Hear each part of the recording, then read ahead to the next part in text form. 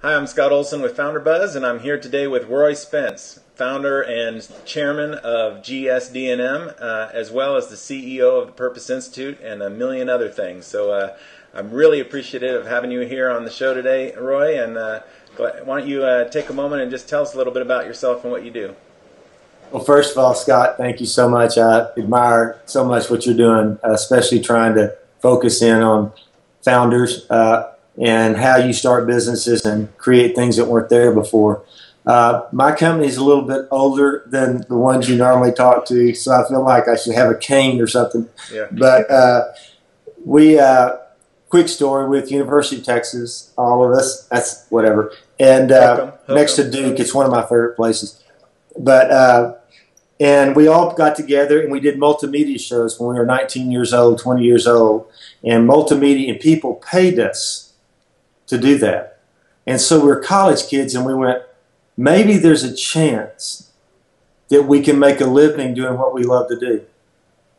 Not get rich, but make a living. So we graduated, I think, and we had 3 goals as founders, my partners and I. We wanted to stay together, we wanted to stay in Austin, and we wanted to make a difference. That was our business plan. I love it. And the G in GSD&M sold ads at the Daily Texan when he was a student. He said, let's go into advertising. And I went, great, what is it? Gives our clients a lot of confidence.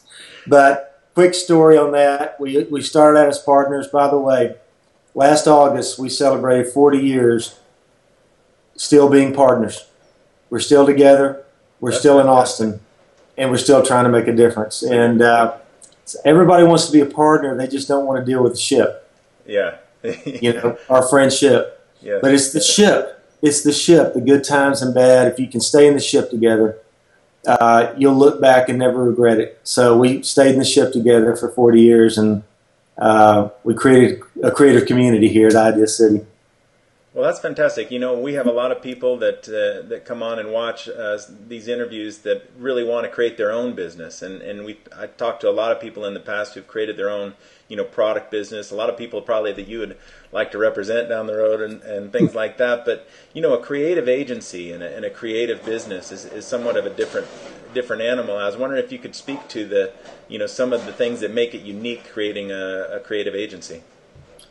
You know, it's a great question, Scott, because I think being naive is number one.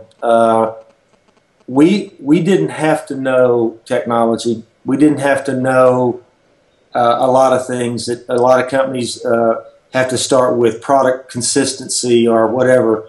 All we had to do to start with is believe that we could come up with a creative solution to a wicked problem. And I don't mean that we didn't know they were wicked. They were little retail stores or whatever. But I think the number one thing when you start a creative community, and that's what it is, not a company, it's really a creative community. Mm-hmm. You got to believe that, first of all, you don't have the corner on the smarts. You got to be vulnerable, meaning accepting of new ideas. Right.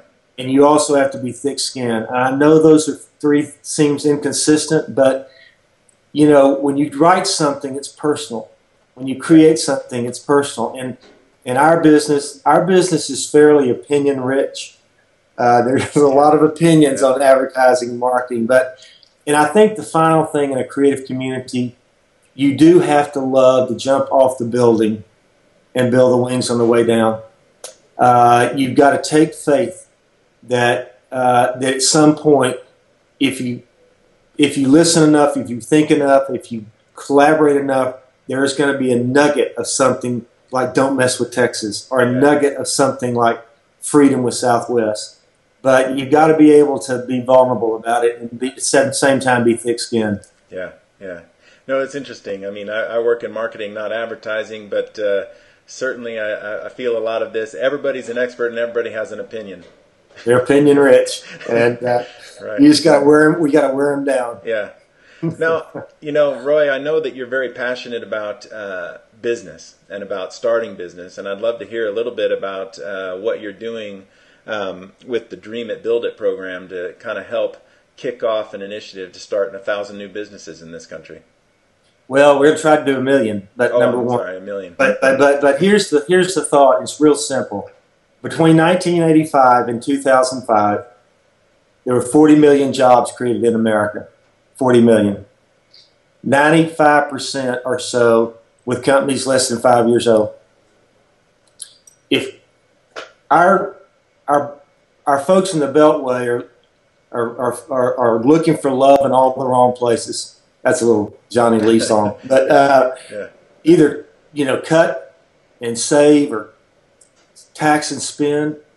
We're going to get America moving again because Christopher Columbus was not an explorer. Leif Erikson was one explorer 5,500 years before. He was an entrepreneur. He conned the queen to give him startup money. And he put his feet on this country called America. In our DNA, the miracle of America is entrepreneurship. Yeah.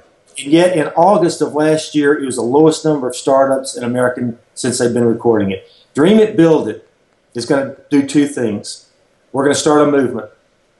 And the movement is going to be about trying to inspire the young and young at heart to go out there and follow their passion and their purpose. And by the way you do this, you know this because you've done this. I ask people, what do you love to do, not what do you want to do? Right. And all of a sudden, I tell my kids and everywhere, people around the world, you can make a living doing what you love to do. Yeah. If you love yoga, go spend 2 years going to yoga studios and figuring out how you could build a different one and spend your life doing what you love to do. So Dream It, Build It. As we move forward, we want to create a movement. We want to match. Herb Keller at Southwest Airlines has agreed to be a part of it. All these amazing entrepreneurs who say the miracle of this country is entrepreneurship, and we must not let it die. Yeah. So the movement's going to be about that, and it's going to be my life's work from now on out. I love it. I love it. You can help, by the way, because you talk to founders. You've done it.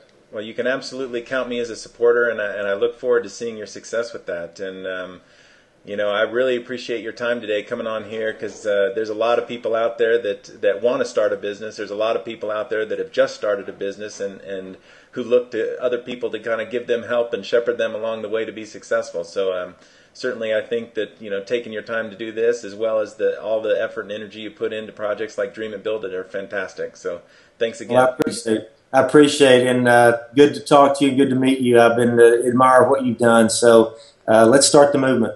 Great. Let's start it. All right. Thanks again. All right. See you. Peace. Bye-bye.